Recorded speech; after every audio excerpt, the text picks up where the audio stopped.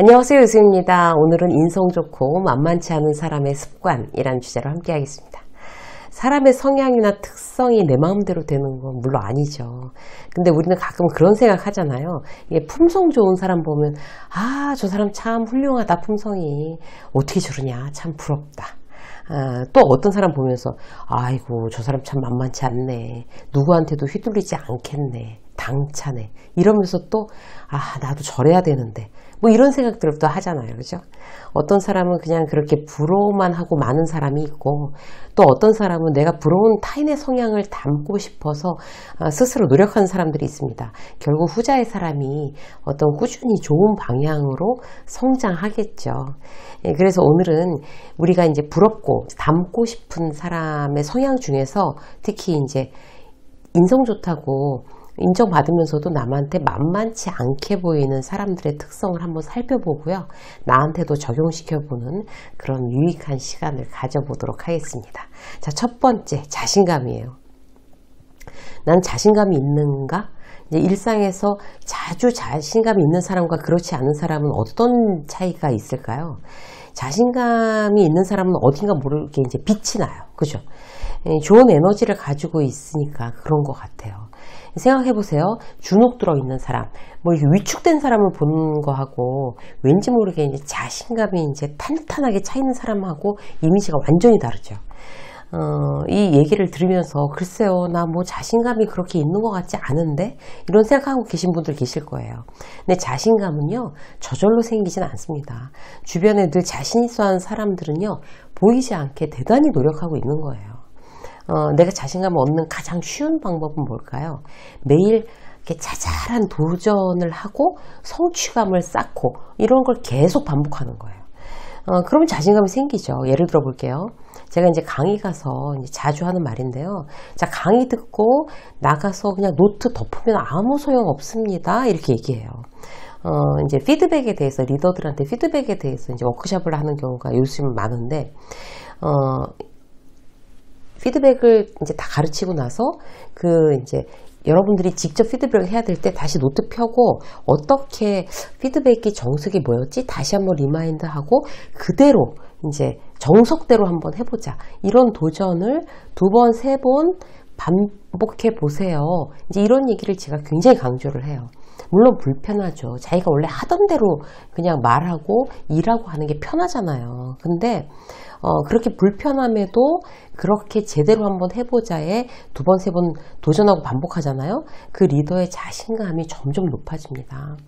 뭔가 못하던 걸 제대로 해내는 경험, 자신감 쌓이게 하는 거예요. 아침에 뭐 30분만 뛰자. 일어나자마자 나가서 공원 30분만 뛰고 그 다음에 출근하자. 씻고 출근하자. 한 달만 하면 뭐 자신감 장난 아니게 느는 거죠. 분명한 건요, 자신감은 불편하면 생겨요. 편하면 안 생겨요. 자기 자신을 자꾸 불편하게 만들어야 돼요. 몸이 불편하면 마음은 자신감으로 편해지는 거죠. 이게 누구에게나 적용되는 원칙입니다. 여러분들은 불편하셔야 돼요. 회사에서 이제 컨퍼런스에서 처음으로 발표하기로 했다고 치자고요. 뭐 일주일 동안 잠도 못 자고 준비는 한 달 내내 했는데도 막 계속 떨리는 거죠. 그런데 그렇게 한번 딱 큰 무대에 서서 발표하고 나잖아요. 뭐가 생기겠어요? 자신감이 생겨요. 한 달 동안 불편했던 보상을 받는 거죠. 그래서 이제 작든 크든 끊임없이 뭔가 목표를 세워서 도전하고 성취해야 그 자신감이 유지될 수가 있어요. 거창할 필요도 없어요. 아주 작은 거 자주 하면 돼요. 10분 명상, 10분 스트레칭, 하루 한 명에게 안부 문자, 뭐 이런 거 있잖아요. 10분 안에 끝내는 일. 그걸 1개, 2개 자꾸 늘려가는 거예요. 이런 자신감이 베이스로 이제 깔려 있어야 그 다음 스텝이 가능합니다. 시작해보세요. 반복하면 나도 되는구나, 나도 사실 되는 사람이었어, 이렇게 근거 있는 자신감이 되는 거예요. 자, 2번째, 핵심이에요. 저는 사람을 많이 만나는 직업이에요. 처음 보는 사람하고 이제 그 사람의 어떤 깊은 부분까지 개입해서 얘기 듣고 함께 솔루션을 찾는 일도 저의 이제 메인 업무 중 하나죠. 그러면서 이제 더 심해진 직업병이 뭔가 하면, 그래서 핵심이 뭐야? 이제 이걸 자꾸 찾아내는 거예요. 왜냐하면 그게 있어야 솔루션이 나오니까. 미팅하면서도 뭐 대규모 회의를 하면서도 누군가의 질문에 대답할 때도 그 핵심이라는 게 굉장히 중요해요. 거기 굉장히 강박적으로 집착하는 거죠.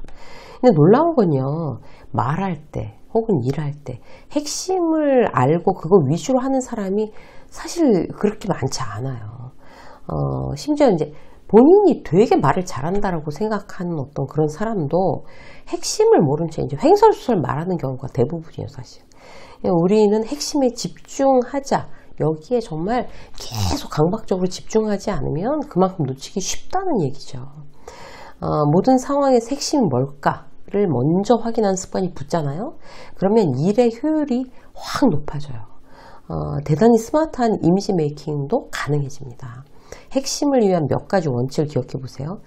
그러니까 아주 쉬운 거 예를 들어서 말씀드리면, 누군가가 질문을 하잖아요. 질문을 딱 받았을 때 질문에 대한 정확한 대답을 하자에 굉장히 포커스를 맞추고 계셔야 돼요. 또 질문에는 한 가지 질문에는 한 가지만 대답한다. 이렇게. 이것도 굉장히 중요해요. 그래야지 횡설수설 안 하게 돼요. 이 원칙만 있어도 훨씬 좋아지죠. 예를 들어서 오늘 2시 회의 대상자를 어떻게 할까요, 팀장님? 이렇게 전 직원, 팀원들 다 참석하라고 할까요? 아니면 뭐 대리급 이상으로 할까요? 이렇게 물어봤어요. 그러면 자, 모두의 의견이 중요하니까 팀원 전원으로 하죠. 이렇게 상대가 질문한 거에 대한 상대가 원하는 정확한 대답을 제일 먼저 하는 게 중요해요. 근데 뭐 그거에 대한 대답은 안 하고 뭐 자기가 하고 싶은 얘기 먼저 하는 사람이 있어요. 회의 몇 시간 할 거야? 끝나고 밥도 먹는 거야? 뭐 자기가 묻고 싶은 거 다 묻고 나중에 다시 그러니까 대상자 어떻게 해야 되냐고요, 팀장님. 이렇게 물어보면 그때서야 대답하는 사람. 제일 대화하기 싫은 유형입니다. 정확하게 답하고 자기가 하고 싶은 얘기, 묻고 싶은 얘기를 묻는 거, 이 순서를 정확하게 지키세요. 또 다른 예. 20대들은 요즘 뭐 좋아하나? 이렇게 부장이 물었어요. 근데 거기다 대고 뭐 SNS랑요, 유튜브요, 재테크, 핫플 이런 걸 막 이것도 있고요, 저것도 있고 이렇게 줄줄이 되는 사람. 자기가 굉장히 대답을 잘한다고 생각하는 착각이 빠진 사람이에요. 실수하는 거예요. 한 가지 질문엔 한 가지만 답해야 스마트한 사람으로 이미지 메이킹이 가능하고 그 사람 질문에 대한 어떤 핵심으로 대답을 할 수가 있어요. 뭐 예를 들어서 아까 그렇게 20대들 요새 뭐 좋아하나 이렇게 물어보면 재테크에 의외로 관심 많습니다. 자, 한 가지 대답만 한 거예요. 그러면 그래? 뭐 재테크 뭐? 부동산? 주식? 뭐 이렇게 물어보면 또 소액으로 할 수 있는 재테크 아이템이 요즘은 의외로 많습니다. 대표적으로 이런 겁니다. 이런 데 관심 많습니다. 이렇게 질문하고 대답하고 질문하고 대답하고 이게 핑퐁이 돼야 된다는 얘기죠. 이 대화에서 핵심이 뭐냐, 지금 이 사람 질문의 핵심이 뭐냐, 거기에 대해서 정확하게 한 가지만 대답하는 걸로 이 핑퐁이 가능해집니다. 회의를 하면서도 핵심에 계속 초점을 맞추잖아요. 예를 들어서 워크숍 세부사항 결정하는 회의를 하는 거예요. 핵심이 뭐예요? 워크숍에 이미 날짜나 인원, 장소 다 이미 결정이 나 있어요. 그런데 더 세부적인 거, 강의는 누가 할지, 밥은 뭘 먹을지, 저녁은 어떻게 할지, 뭐 유니폼 디자인 뭘로 할지, 이런 세세한 거를 진행자들이 막 얘기하고 이제 확정하고 이제 이런 상황인데, 핵심이 아닌 엉뚱한 얘기하고 있는 사람들이 있어요. 뭐 여기 장소가 너무 좁은 거 아니야? 이미 다 정해져 있는 일에 뭐 이런 얘기를 한다거나 그때 막 비가 많이 올 것 같던데 뭐 날짜를 그날이 맞나? 뭐 이렇게 엉뚱한 얘기하는 사람들. 이게 지금 내가 집중해야 될 핵심을 아는 사람과 모르는 사람의 차이고요. 결국 이 차이가 사람을 만만치 않고 스마트한 사람으로 일을 하느냐 못하느냐, 이걸 평가하게 만드는 거죠.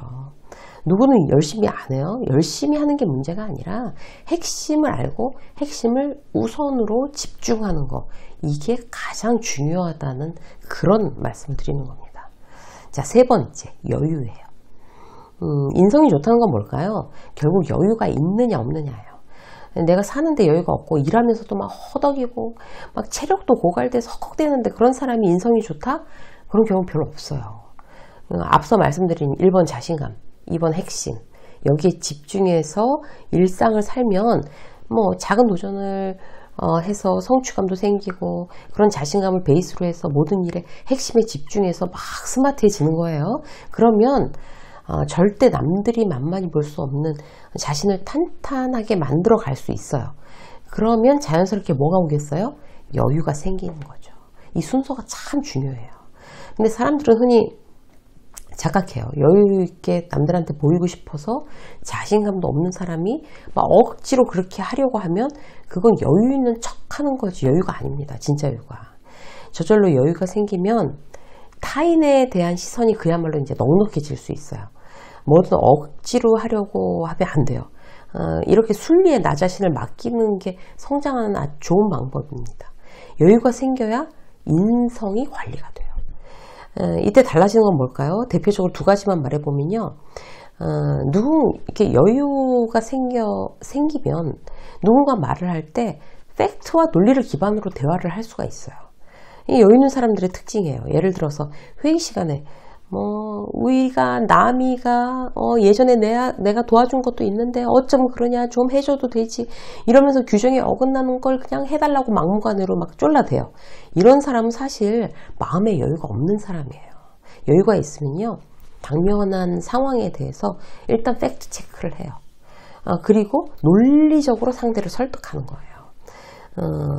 물론 규정에는 없지만 조직의 이익을 위해서 지금 내가 요청한 대로 처리해야 되는 이유를 논리적으로 설명하는 거예요.